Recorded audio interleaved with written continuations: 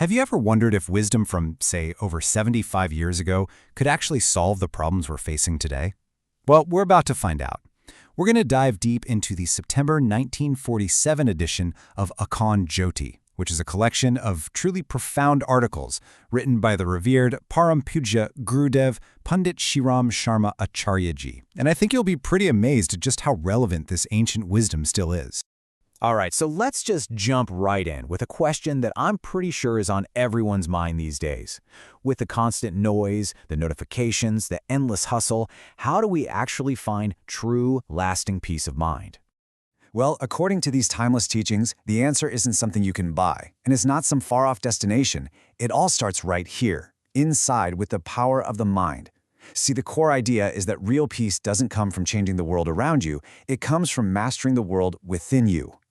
Now, one of the first and biggest hurdles we all face on this inner journey is impatience. The texts don't just call it a bad habit, they call it a spiritual disease. Think about it.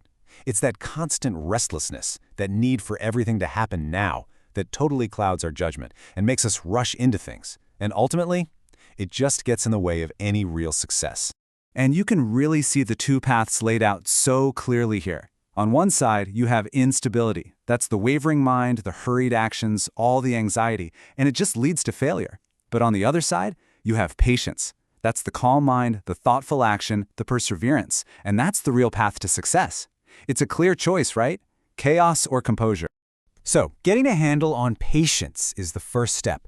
But what's next? What do we build on top of that patience? Well, that brings us to something absolutely crucial, the foundation of character. This is where we lay the groundwork, the core beliefs that are going to guide every single action we take. And to really build that foundation, we sometimes have to challenge some pretty old ideas. So just think about this for a second. What if heaven and hell aren't actual places you go to when you die? This is such a powerful idea. The teachings tell us that heaven and hell aren't some destination waiting for us. They are the states of mind, the internal reality that we are creating with every single thought and every single action, right here, right now. In other words, you are the architect of your own inner world. So how do we become a good architect? How do we build our own personal heaven? Well, the path lies in building an unshakable faith. But listen, this isn't about blind belief. It's an active, three-part process. First, self-study. You got to understand the principles. Second, good company. You need to surround yourself with people who lift you up.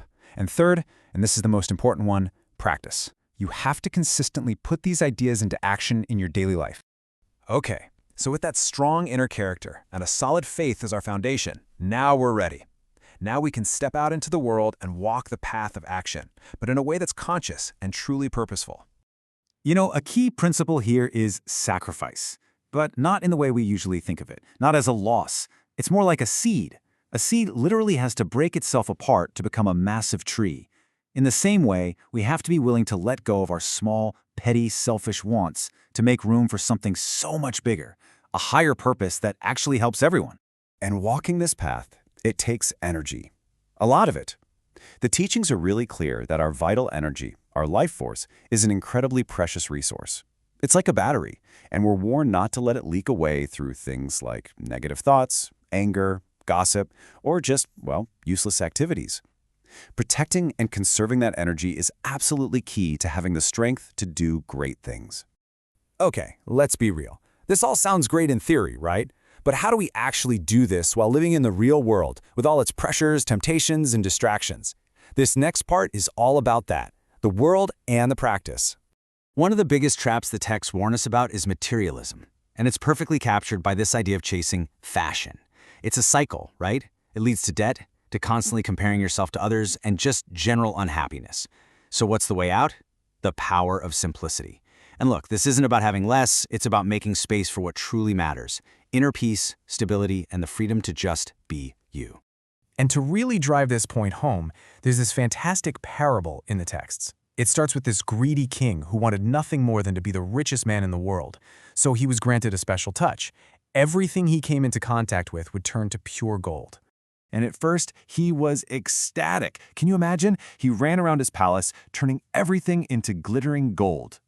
But his joy very quickly turned to absolute horror when he sat down to eat, and his food turned to gold. His water turned to gold.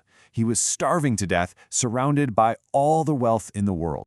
And in that moment of pure desperation, the king finally got it. He learned a profound, hard lesson. True wealth isn't in lifeless gold or a pile of stuff. It's in life itself. It's in your health, your relationships, and a feeling of simple contentment. So, we've gone on quite a journey, haven't we? From the inner workings of our mind, to building our character, to our actions out in the world. So what's the big takeaway? What is the essence of life, according to all this wisdom? Let's boil it all down. First up, the principles for building your inner strength. You've got to cultivate patience, because that's where true power lies. Then, remember, your world is within. You create your own heaven. This is all built on an unwavering faith that comes from real practice. It means you have to be willing to embrace sacrifice, to let go of small things for a greater good. And you fuel all of this by learning to conserve your energy, plugging those leaks of negativity. And once that inner foundation is solid, you can engage with the world in a powerful way. You seek noble company because you know your friends shape you. You choose simplicity over show, finding peace in what's essential, not what's trendy. You learn to beware of greed, remembering that poor king starving amidst his gold. You pray with purpose, aligning your actions with a higher calling. And finally, you tie it all together when you live with self-discipline, which, get this, isn't a restriction. It's the very key to true freedom. And that brings us to the end of our journey through these texts. But really, it's the beginning of a choice for you. This wisdom has lasted for decades because it's true, but it's only powerful if you apply it. So the final question is a personal one. Of all these timeless principles, which one will you start with today?